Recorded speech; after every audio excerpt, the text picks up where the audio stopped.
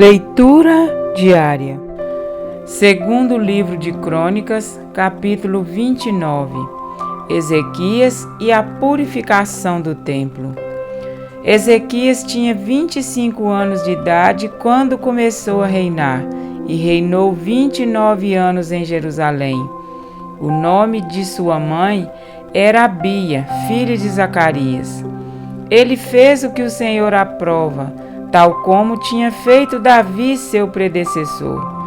No primeiro mês do primeiro ano de seu reinado, ele abriu as portas do templo do Senhor e as consertou. Convocou os sacerdotes e os levitas, reuniu-os na praça que fica no lado leste e disse: Escutem-me, levitas, consagrem-se agora e consagrem o templo do Senhor, o Deus dos seus antepassados. Retirem tudo o que é impuro do santuário. Nossos pais foram infiéis. Fizeram o que o Senhor nosso Deus reprova e o abandonaram. Desviaram o rosto do local da habitação do Senhor e deram-lhe as costas. Também fecharam as portas do pórtico e apagaram as lâmpadas. Não queimaram incenso, nem apresentaram holocaustos no santuário para o Deus de Israel. Por isso, a ira do Senhor caiu sobre Judá e sobre Jerusalém, e ele fez deles objeto de espanto, horror e zombaria, conforme vocês podem ver com seus próprios olhos. Por isso, os nossos pais caíram à espada, e os nossos filhos, as nossas filhas e as nossas mulheres foram levados como prisioneiros. Pretendo, pois, agora fazer uma aliança com o Senhor, o Deus de Israel, para que o fogo da sua ira se afaste de nós. Meus filhos, não sejam negligentes agora, pois o Senhor os escolheu para estarem diante dele e o servirem, para ministrarem perante ele e queimarem incenso. Então, esses levitas puseram-se a trabalhar. Dentre os descendentes de Coate, Maate, filho de Amazai, e Joel, filho de Azarias. Dentre os descendentes de Merari, Quis, filho de Abide, e Ararias, filho de Jealelel. Dentre os descendentes de Gerson, Joá, filho de Zima, e Éden, filho de Joá. Dentre os descendentes de Elisafã, Siri e Jeuel. Dentre os descendentes de Asaf, Zacarias e Matanias. Dentre os descendentes de Emã, Jeuel e Simei. Dentre os descendentes de Juduntum, Semaías e Uziel. Tendo reunido e consagrado seus parentes, os levitas foram purificar o templo do Senhor, conforme o rei havia ordenado, em obediência à palavra do Senhor. Os sacerdotes entraram no santuário do Senhor para purificá-lo e trouxeram para o pátio do templo do Senhor todas as coisas impuras que lá havia, e os levitas as levaram para o vale de Cedron. Começaram a consagração no primeiro dia do primeiro mês, e no 8º dia chegaram ao pórtico do Senhor. Durante mais 8 dias consagraram o templo do Senhor propriamente dito, terminando tudo no 16º dia. Depois foram falar com o rei Ezequias e lhe relataram: Purificamos todo o templo do Senhor, o altar dos holocaustos e a mesa do pão consagrado, ambos com todos os seus utensílios.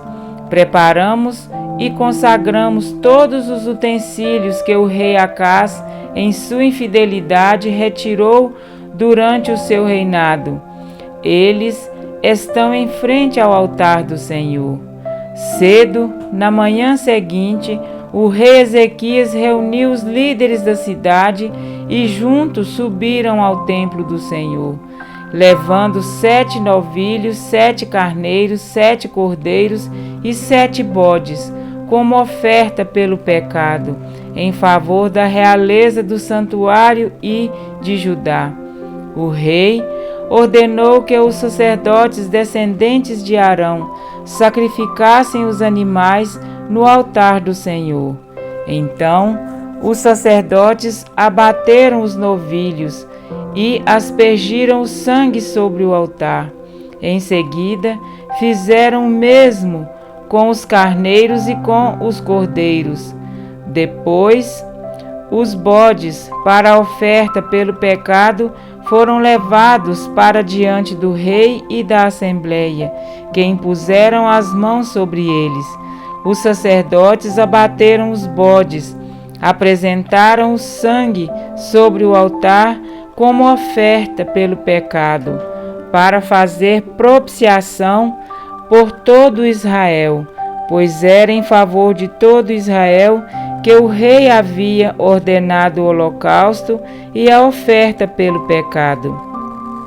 O rei posicionou os levitas no templo do Senhor com símbolos, liras e harpas, segundo a prescrição de Davi, de Gade, vidente do rei, e do profeta Natã. Isso foi ordenado pelo Senhor por meio de seus profetas. Assim, os levitas ficaram em pé, preparados com os instrumentos de Davi, e os sacerdotes com as cornetas. Então, Ezequias ordenou que sacrificassem o holocausto sobre o altar. Iniciado o sacrifício, começou também o canto em louvor ao Senhor, ao som das cornetas e dos instrumentos de Davi, rei de Israel. Toda a assembleia prostrou-se em adoração enquanto os músicos cantavam e os corneteiros tocavam, até que terminou o holocausto. Então o rei e todos os presentes ajoelharam-se e adoraram. O rei Ezequias e seus oficiais ordenaram aos levitas que louvassem o Senhor com as palavras de Davi e do vidente Asaf. Eles o louvaram com alegria, depois inclinaram suas cabeças e o adoraram. Disse então Ezequias: agora que vocês se dedicaram ao Senhor, tragam sacrifícios e ofertas de gratidão ao templo do Senhor. Assim, a comunidade levou sacrifícios e ofertas de gratidão, e alguns espontaneamente levaram também holocausto. Esses holocaustos que a Assembleia ofertou ao Senhor foram 70 bois, 100 carneiros e 200 cordeiros. Os animais consagrados como sacrifício chegaram a 600 bois e 3.000 ovelhas e bodes. Como os sacerdotes eram muito poucos para tirar a pele de todos os holocaustos, os seus parentes, os levitas, os ajudaram até o fim da tarde e até que outros sacerdotes se consagrassem, pois os levitas demoraram menos que os sacerdotes para consagrar-se. Houve holocaustos em grandes quantidades, oferecidos com a gordura da oferta de comunhão e com as ofertas derramadas que acompanhavam esses holocaustos. Assim, foi restabelecido o culto no templo do Senhor. Ezequias e todo o povo regozijavam-se com o que Deus havia feito por seu povo, e tudo em tão pouco tempo. Amém? Para refletir. Após um período sofrido de uma ímpia dinastia, subiu ao trono de Judá um rei que governou a nação segundo tudo quanto fizera Davi. Apesar da pouca idade, Ezequias revelou a maturidade espiritual necessária para dar início ao reavivamento e reforma de todo Israel. Havia, porém, a necessidade primária de realizar esta obra entre os sacerdotes e os levitas. Como líderes espirituais da nação, precisavam assumir a sua própria culpa e negligência e prontamente buscar santificar-se para reassumir o seu sagrado ofício. Ao abrir as portas da casa do Senhor e repará-las, Ezequias demonstrou seu fiel compromisso com as Escrituras. Não ousou fazer o que não lhe era lícito, mas procurou reunir aqueles que o Senhor havia separado para o servir no templo. Mas ainda que estes não correspondessem ao chamado divino, Ezequias estava resolvido a fazer aliança com o Senhor Deus de Israel. Sua decisão não estava condicionada à decisão dos líderes. Sua firme decisão foi um poderoso testemunho que motivou os levitas e sacerdotes a agir conforme o seu mandado. Então, os levitas reuniram a seus irmãos, santificaram-se e vieram segundo a ordem do rei pelas palavras do Senhor, para purificarem a casa do Senhor. Primeiro houve um preparo pessoal, ou seja, reavivamento, para depois haver uma reforma. Antes da limpeza do templo físico, deve haver uma purificação do templo do coração. E segundo essa sequência, tiraram para fora toda a imundícia que acharam no templo do Senhor. Só então foi restabelecido o verdadeiro culto a Deus. Ao som das trombetas e dos instrumentos de Davi, o rei e todos que se achavam com ele prostraram-se e adoraram. Eles o fizeram com alegria e se inclinaram e adoraram. Além dos levitas e sacerdotes, todo o povo foi convocado para consagrar-se a Deus. E todos os que estavam de coração disposto trouxeram holocausto. Assim se estabeleceu o ministério da casa do Senhor. As mudanças promovidas por Ezequias estão carregadas de útil ensino que não caduca e não deve ser ignorado.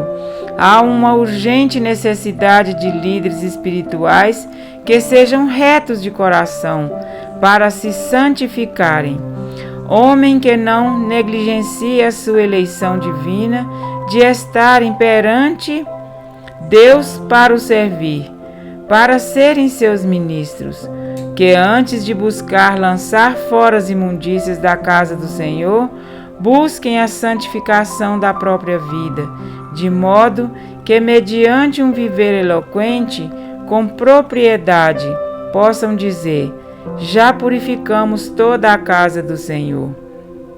Assim como havia ordem e decência no serviço do santuário terrestre, com leis referentes às cerimônias, ao vestuário dos levitas, à música, Deus nos chamou a vivermos à altura de nossa vocação. Contudo, antes, importa que o nosso coração esteja disposto a servi-lo com retidão e alegria.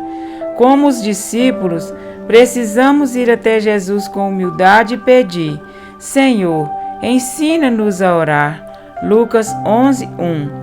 Foi após um fervoroso e perseverante período de oração que o Espírito Santo desceu sobre eles, e será assim que o remanescente do Senhor encontrará força para enfrentar o último e bom combate. Diante de um tempo de apostasia e predominante letargia, não sejais negligentes, mas que a nossa vida esteja constantemente diante do altar do Senhor. Ele subitamente fará a sua perfeita obra em nós. Amém?